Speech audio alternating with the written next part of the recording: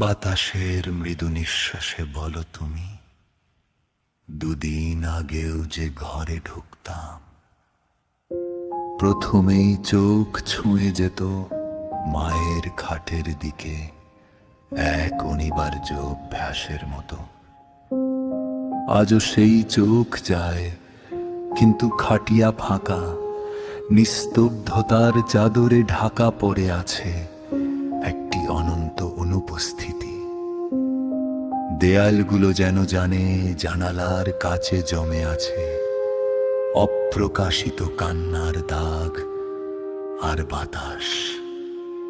সে আজ আর মায়ের গন্ধ বয়ে আনে না, বরং বয়ে আনে এক অচেনা শূন্যতা। আমার বুকের গভীরে যে তৃষ্ণা এতদিন ঘুমিয়েছিল, আজ সে হঠাৎ জেগে উঠে, মায়ের ডাকে সাড়া না পেয়ে আরো গভীর হয়ে যায়, আরো অশ্রুত, আরো অসহায়। পা ফেলে ধীরে ধীরে যায় আমার নিজের কক্ষে, কিন্তু প্রতিটি পদক্ষেপে মনে হয় আমি যেন দূরে সরে যাচ্ছি একটি চিরচেনা আশ্রয় থেকে।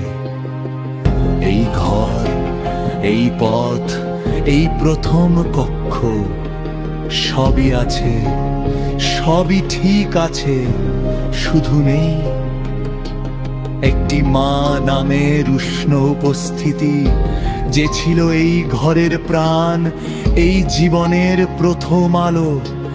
আজ বুঝি অন্তরের গভীরে লুকিয়ে থাকা অজানা কষ্টের নাম